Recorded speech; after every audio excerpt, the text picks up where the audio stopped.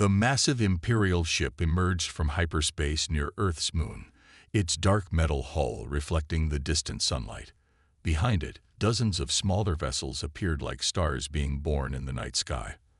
On Earth's surface, millions of people looked up, watching their screens as humanity faced its first contact with alien life. In the United Defense Council's underground command center in Geneva, Admiral James Stone stood with his hands clasped behind his back, studying the main display. The room was silent except for the soft hum of computers and the occasional beep of monitoring systems. Military officers and world leaders sat around a circular table, their faces lit by the blue glow of their screens. "They're broadcasting something," announced the communications officer, her voice steady despite the tension. The message appeared on the main screen, translated by their AI systems in real time. "To the primitive species of Sol 3, you are hereby ordered to surrender all territorial claims and submit to the authority of the Galactic Empire. You have 24 standard hours to comply. Resistance will result in immediate planetary pacification." Admiral Stone's weathered face remained unchanged, but his eyes narrowed slightly. At 63, he had seen humanity grow from a planet-bound species to one that had colonized Mars and established bases on Europa and Titan. He knew what humanity was capable of. "They have no idea, do they?" General Rogers whispered from beside him.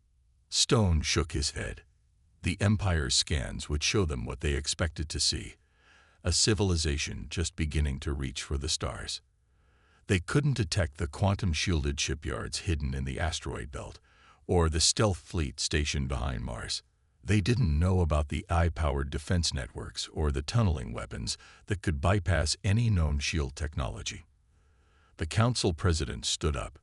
"Ladies and gentlemen, we've prepared for this day for the past 15 years, ever since our deep space probes first detected Imperial activity. We know their capabilities.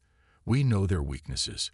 The question now is, do we show them everything we have, or do we give them a chance to walk away?" Admiral Stone stepped forward. "Our analysts suggest the Empire has never faced a serious military defeat in their recorded history. Their society is built on absolute superiority. A direct demonstration of our power might trigger a total war response." He paused, looking at each person in the room. "I recommend we give them one warning." The Council voted. The decision was unanimous. At exactly 12:00 UTC, Earth transmitted its response. The message was simple, broadcast on all frequencies in the Empire's own language. "We advise you to reconsider. This is your only warning." In the Imperial flagship, the High Commander laughed when he received the message. His bridge crew joined in, their amusement echoing through the massive command center. These humans, barely able to reach their own moon with chemical rockets, dared to warn the Empire. "Send in the pacification fleet," he ordered. 200 ships should be more than enough to make an example of these primitives. Back on Earth, Admiral Stone watched as Imperial reinforcements arrived through their hyperspace windows. He felt a strange sadness. In another universe, this could have been a peaceful first contact, an exchange of knowledge and culture. Instead, humanity would have to teach the Empire a harsh lesson about underestimating those they considered inferior. "They're launching fighters," reported the tactical officer. "Attack formation." Stone nodded slowly. "Activate quantum comms. All ships maintain stealth protocols." He turned to his staff. "The Empire thinks they're about to face a primitive species with basic space capability. Instead, they're about to face an enemy that has spent years preparing for this exact moment." He looked one last time at the Imperial ships positioning themselves for what they thought would be an easy victory. In 24 hours, their understanding of the galaxy would change forever. "May whatever gods they believe in help them," Stone muttered, "because we warned them to run."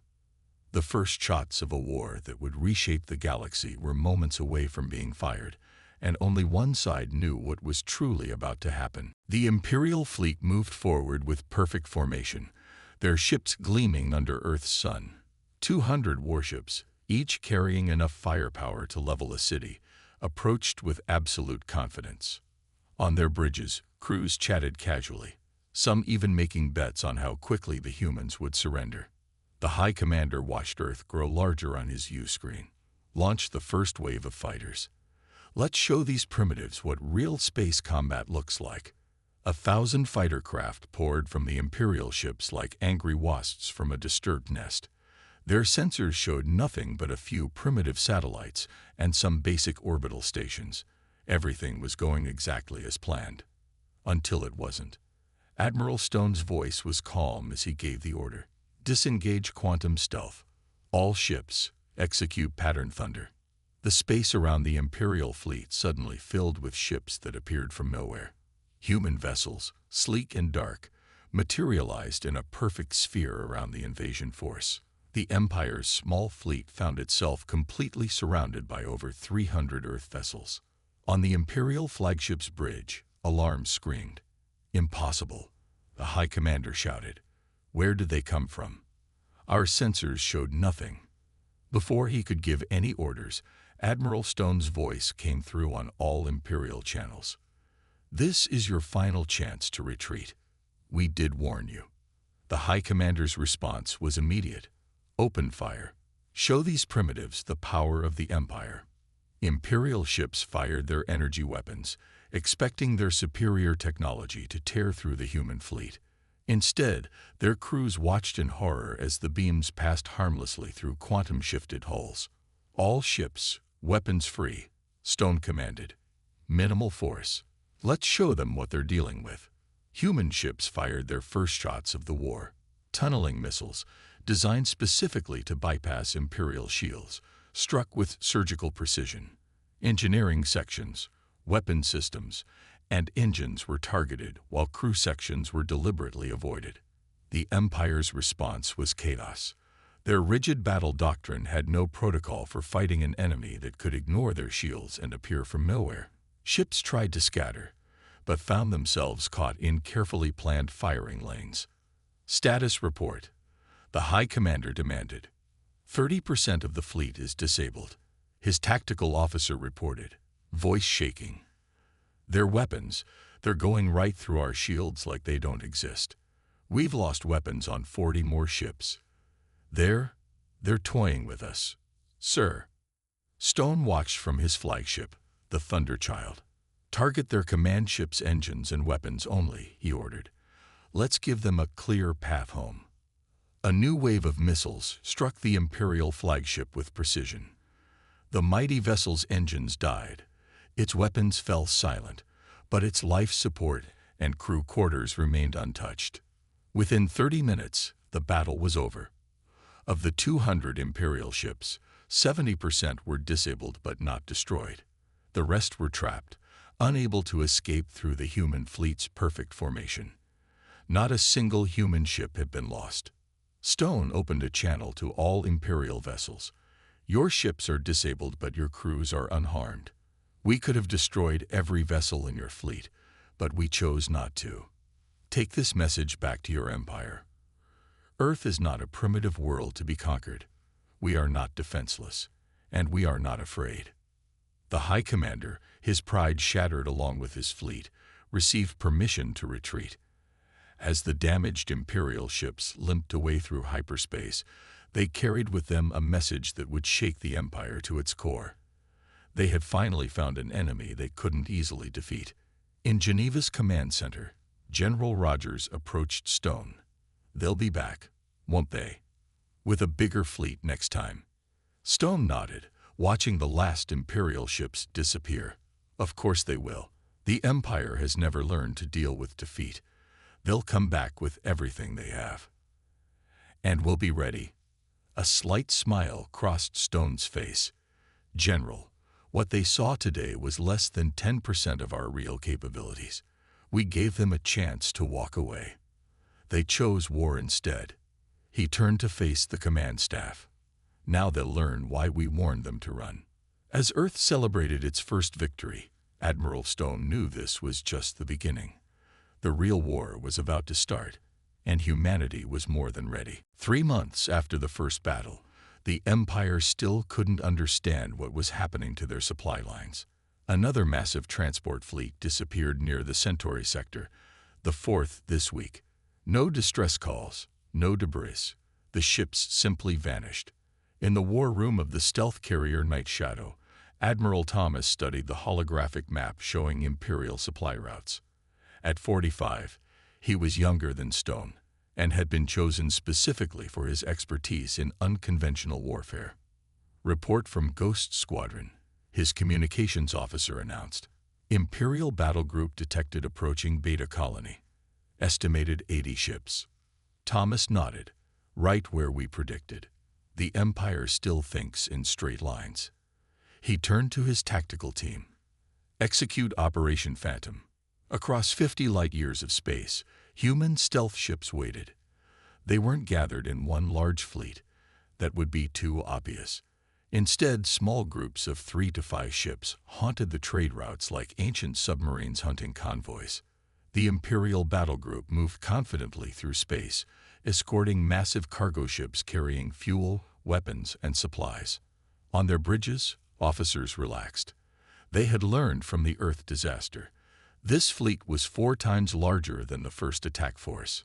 Suddenly, alarms blared on the Imperial flagship. Multiple contacts. The sensor officer shouted. They're appearing everywhere. 10 human ships materialized around the Imperial formation. But before the Empire could respond, the ships vanished again. They reappeared at different positions, fired their tunneling weapons, and disappeared once more. The Imperial commander screamed orders. Return fire. Track them. But their weapons hit empty space, and their sensors showed nothing. One by one, the cargo ships found their engines disabled by precise strikes. The escort vessels spun helplessly, firing at shadows. Within 15 minutes, the entire Imperial supply fleet was stranded. Thomas watched the operation from his command chair. Begin Phase 2, he ordered. Small boarding craft emerged from the human ships, attaching themselves to the cargo vessels. Teams of soldiers in powered armor cut through the hulls. Within an hour, they had captured every piece of Imperial technology and data they could find. Clean them out and let them go, Thomas commanded. Standard protocol. This was how humans fought their war. They never destroyed the Imperial ships unless absolutely necessary. Instead, they captured their supplies, studied their technology, and let the crews return home with stories of an enemy that could appear and disappear at will. Back at the Imperial capital, the High Command was in chaos. Another fleet lost. One admiral shouted, "They're hitting us everywhere at once. How can they be in so many places?" The Imperial War Master slammed his fist on the table. "They're using cowards' tactics. Why won't they face us in proper battle?" But that was exactly what humanity had planned. Every failed supply run weakened the Empire. Every captured cargo ship provided more intelligence. Every surviving Imperial crew spread more fear through their ranks. On Earth, Admiral Stone reviewed Thomas's latest report. The guerrilla campaign was working perfectly. The Empire had lost 30% of its supply capability in just 3 months, and they still hadn't figured out how to counter the quantum stealth technology. Message from Imperial High Command, his aide reported. They're demanding we fight with honor and meet them in open battle. Stone smiled slightly. Send them our usual response. We warned you to run. The Empire's frustration grew with each passing day. Their mighty fleets were useless against an enemy they couldn't see. Their superior numbers meant nothing when they couldn't bring those numbers to bear. Their advanced weapons were worthless against ships that could ignore their shields and disappear at will. How much longer? General Rogers asked Stone during their daily briefing. A few more months, Stone replied. The Empire is gathering their main fleet.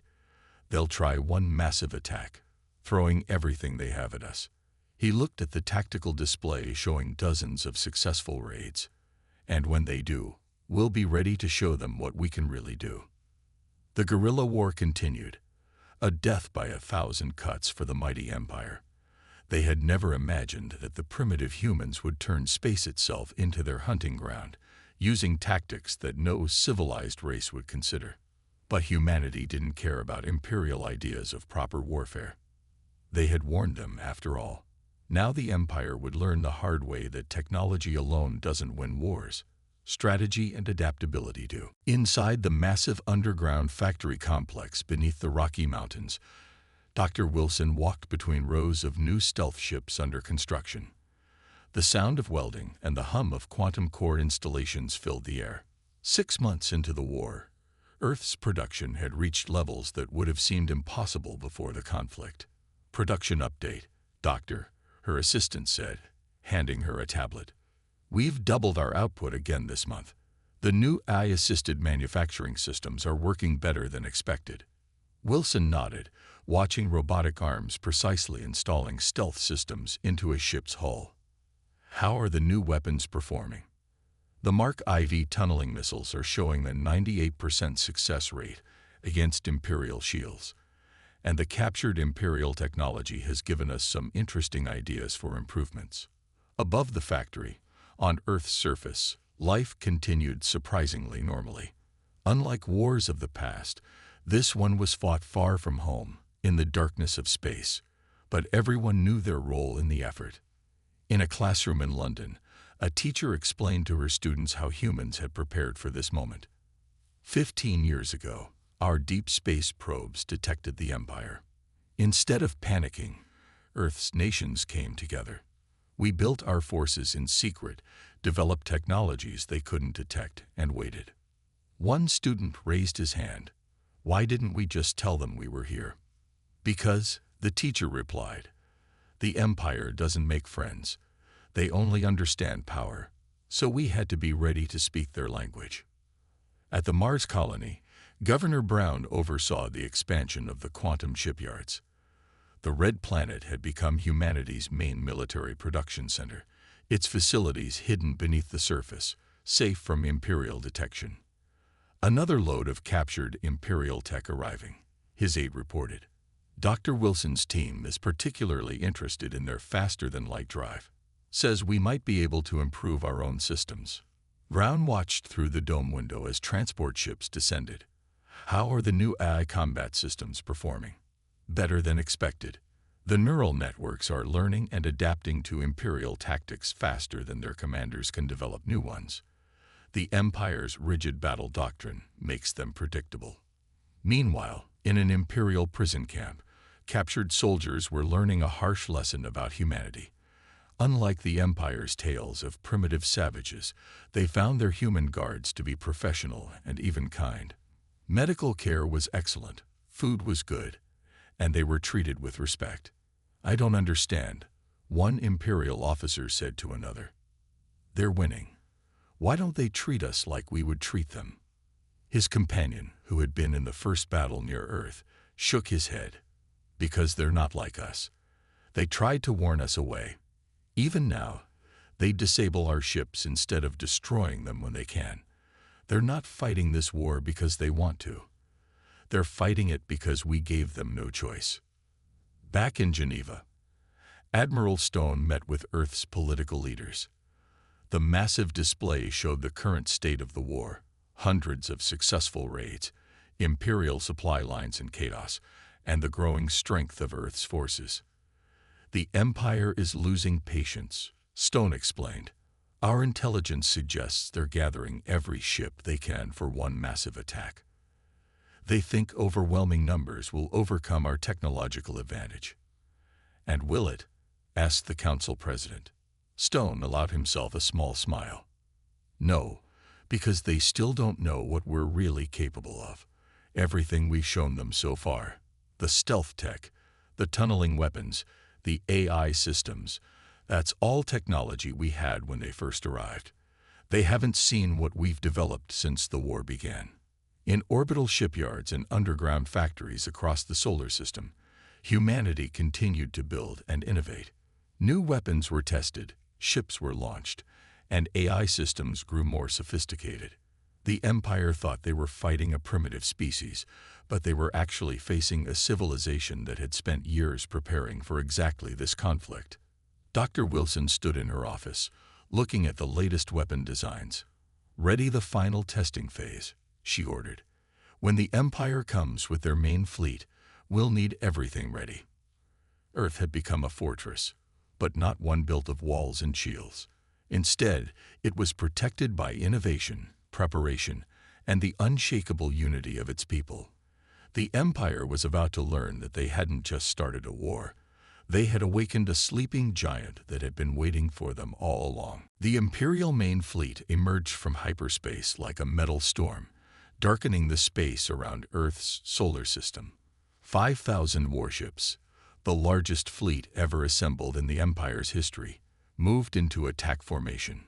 Every available ship had been called in for this final assault. On the Imperial command ship, the Grand Marshal himself had come to oversee the attack. "See how they tremble now," he said, watching the tactical display. "No tricks or cowards' tactics will save them from this." But on the Thunderchild, Admiral Stone watched the Imperial fleet with calm eyes. "Right on schedule," he said, "and exactly where we wanted them." The Empire had gathered their fleet for months, pulling ships from every corner of their territory. They thought they were preparing an unstoppable force. Instead, they had walked into humanity's trap. "Send the signal," Stone ordered. Authorization code. Breaking storm. Throughout the solar system, hidden installations activated. Behind Jupiter's moons, beneath Mars' surface, and in the depths of the asteroid belt, humanity's full military power awakened. This wasn't the small fleet that had harassed Imperial supply lines. This was Earth's true strength, held in reserve for this exact moment. "Sir," Stone's tactical officer reported, "Quantum shield network is online. I-combat systems are activated. All ships report ready." Stone nodded. "Send them our message." Across every Imperial communication channel, Stone's voice rang out. "To the Imperial fleet. You could have just said hello. Instead, you chose war. One last time.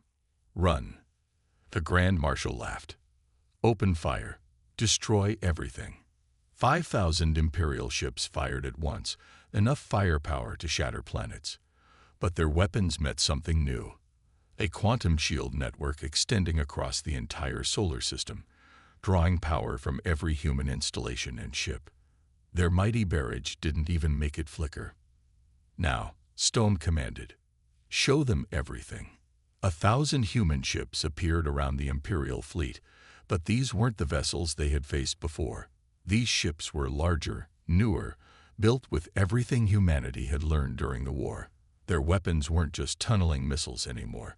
They carried quantum disruptors that could shut down Imperial systems with a single hit. Multiple new weapon signatures, an Imperial officer screamed. "Their technology, it's not the same." The human fleet struck like lightning. I-combat systems predicted and countered every Imperial tactic before they could execute them. Quantum disruptors turned mighty Imperial warships into powerless hulks.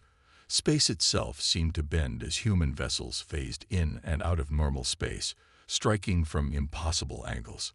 The Grand Marshal watched in horror as his fleet began to fall apart. Impossible. How can they have advanced so much in just months? The answer was simple. They hadn't. Humanity had been advancing for years, developing technologies in secret, waiting for this moment. The Empire had only seen what humans wanted them to see. "Target their command ship," Stone ordered. "Capture protocol." The Thunderchild led a precise strike force through the chaos. Special Forces troops, wearing powered armor that could phase through solid matter, teleported directly onto the Imperial command ship's bridge. The Grand Marshal found himself surrounded by human soldiers before he could even draw his weapon. On his tactical display, he watched his mighty fleet being systematically disabled and captured. Within 2 hours, it was over. The largest fleet in Imperial history had been defeated without a single ship being destroyed.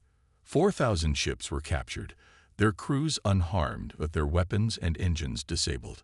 The remaining 1,000 had fled, carrying news of the defeat back to the Empire. Stone walked onto the captured Imperial command bridge, facing the Grand Marshal. "Your empire had ruled the galaxy for 10,000 years," he said quietly. You could have come to us in peace. We would have shared our technology, traded with you, helped you. Instead, you demanded submission. What? What are you? The Grand Marshal asked. We're human, Stone replied. We spent 15 years preparing for your arrival. Everything you saw before today was old technology. Things we had when we first detected your empire. Today, you saw what we've developed since then. As the human fleet secured their prisoners and captured ships, Stone looked out at Earth, peaceful and blue in the distance. The Empire had committed everything to this attack, stripped their defenses to gather this fleet. They were about to learn that humanity wasn't just fighting a defensive war. The time had come to push back. Send word to Earth, Stone ordered. Phase 2 begins now. 1 month after the great battle at Earth, the Empire was falling apart. Not through destruction, but through something they had never expected. Choice. Admiral Stone stood on the bridge of the Thunderchild as it appeared above another Imperial core world. This time, no weapons fired. Instead, massive screens activated in the planet's sky, showing footage from Earth, peaceful cities, free people, and technological wonders beyond the Empire's understanding. Another peaceful surrender, his tactical officer reported. That's the 5th world this week. The Empire's iron grip had been based on 2 things: superior technology and absolute control of information. Both were now broken. As news of the Empire's defeat spread, their own people began to question everything they had been told. In the Imperial Palace on their throne world, the Council of Lords faced a growing crisis. Reports came in hourly of more worlds declaring independence, of Imperial ships refusing to fight, of entire sectors asking for human protection. They're not even firing their weapons, one lord shouted in frustration. They just appear, show their videos, and our people welcome them. The High Lord slumped in his throne. What kind of conquerors are these humans? They defeat our fleets but don't destroy them. They capture our worlds but don't occupy them. They show our people truth instead of using force. On a liberated Imperial world, Dr. Wilson set up another technology exchange center. Former Imperial citizens crowded around, watching in awe as she demonstrated quantum computing and AI systems. Your empire kept this from you, she explained to the amazed crowd. They said you weren't ready, that you needed to be controlled. We're here to show you that was a lie. A former Imperial scientist raised his hand. But why share this with us? We were your enemies. Wilson smiled. Because that's what humans do. We advance faster when we work together. Your people have knowledge and skills we don't. Together, we can go further than either of us could alone. The human advance continued, but it wasn't the kind of advance the Empire had expected. Instead of warships, they sent teachers. Instead of bombs, they brought knowledge. Instead of demands, they offered choices. Back on the Thunderchild, Admiral Stone received a priority message. The Imperial Palace was requesting a meeting, not to discuss military surrender, but to talk about joining what they called the human way. They're starting to understand, General Rogers said, standing beside Stone. We never wanted their territory or their resources. Stone nodded. We wanted what we've always wanted, to explore, to learn, to grow. The Empire thought they were the most advanced civilization in the galaxy. Now they're learning that advancement isn't just about technology. The Empire's military doctrine had no answer for this kind of warfare. They knew how to fight enemies who wanted to conquer or destroy, but they had no defense against an enemy who came offering freedom and knowledge. In Imperial military academies, now open to all citizens, human instructors taught new ways of thinking. The Empire told you that strength comes from control, one teacher explained. We're showing you that real strength comes from freedom to choose, to think, to question. Former Imperial commanders, released from Earth's prisoner camps, returned home with stories that spread rapidly. They spoke of human kindness, of medical care better than what their own officers received, of guards who treated them with respect. Send the message to Earth, Stone ordered as they approached another Imperial world. "Tell them Phase 3 is ready to begin." His communications officer looked up. "Sir, we're receiving thousands of signals from the surface. They're not surrender messages. They're asking to join us. They want to learn." Stone smiled. This was why humanity had chosen this path. Not just to defeat the Empire, but to transform it. Every world they approached now had a choice: cling to the old ways of control and fear, or embrace a future of freedom and shared knowledge. The Empire had expected humanity to behave as they would have, to destroy, conquer, and rule. Instead, humans were showing them a different way, fighting not with weapons but with truth, not with fear but with hope. "The Empire thought they were the teachers," Stone said quietly. "Now they're becoming students, and that's a victory worth more than any battle." 1 year after the first Imperial fleet appeared above Earth, the galaxy had changed forever. In the Great Hall of the former Imperial Palace, now renamed the Galactic Assembly, representatives from Earth and former Imperial worlds gathered to sign the final peace treaty. Admiral Stone stood at a window, watching ships from 100 worlds move peacefully through the sky. The Imperial warships now flew alongside human vessels, their crews learning from each other. In the streets below, children from Earth played with children from former Imperial worlds, sharing stories and dreams. "Quite a change from a year ago," said the former Grand Marshal, now the chief representative of the Transitional Council. He had become one of the strongest supporters of the new order after seeing Earth firsthand. Stone nodded. "Did you ever imagine it would end like this?" "Never," the former Marshal admitted. "We thought we were coming to conquer primitives. Instead, you taught us what true civilization means." In the city's main square, Dr. Wilson was conducting another public demonstration. A crowd of former Imperial citizens watched in wonder as she showed them how quantum computing worked. Among them were Imperial scientists, now freely sharing their own knowledge of technologies humans hadn't discovered. "The real victory," Wilson explained to her audience, "isn't in defeating enemies. It's in turning enemies into friends." Back in the Assembly Hall, the final details of the peace treaty were being worked out. But this wasn't a document of surrender. It was a charter for a new galactic commonwealth, where all worlds would have equal voice and equal rights. "Earth's position on this is clear," the human ambassador stated. "We don't want to rule. We want to learn and grow together." A child tugged at Stone's uniform sleeve. It was the former High Lord's daughter. "Is it true?" she asked. "Did my father really not listen when you warned them to run?" Stone knelt down to her level. "Sometimes," he said gently, "people have to learn things the hard way. But what matters is that we learn." The girl nodded seriously. "Father says we should have just said hello. He says that's what he tells everyone now. Just say hello."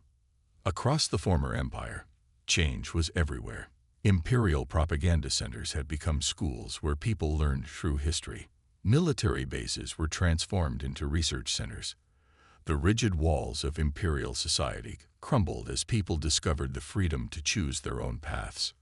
"Report from Earth," Stone's aide announced. "The first group of Imperial students has graduated from the International Space Academy. They're requesting permission to join the exploration fleet." Stone smiled. This was what humanity had fought for, not to destroy the Empire, but to free its people, not to rule the galaxy, but to explore it together. The signing ceremony began. Representatives from Earth sat beside former Imperial lords, now equals in the new Commonwealth. The document they signed wasn't written in blood, but in hope. "Let history record," the Assembly Speaker announced, "that on this day, we choose to move forward not as conquerors and conquered, but as partners in humanity's greatest dream, to reach for the stars together." Stone watched as former enemies shook hands, shared jokes, and made plans for the future. The mighty empire that had ruled through fear for 10,000 years had been transformed not by weapons, but by something more powerful: the simple human desire to share, to learn, and to grow. "What now?" the former Grand Marshal asked. Stone pointed to the stars visible through the Great Hall's crystal dome. Now we do what humans have always dreamed of doing. We explore. There's a whole galaxy out there, filled with wonders we haven't even imagined. And this time, we'll discover them together. As night fell on the former Imperial capital, lights twinkled in the sky. Ships from Earth and former Imperial worlds, preparing for their first joint exploration mission. They carried crews who a year ago would have tried to kill each other. Now they flew together, united in the greatest adventure of all. The war was over, but humanity's real victory wasn't in the battles they had won. It was in the peace they had built, the minds they had opened, and the future they had created. Stone looked one last time at the peace treaty, at the words that began its final paragraph. We go forward not as rulers and subjects, but as equals. For in the end, we learned the greatest truth: the stars belong to all of us.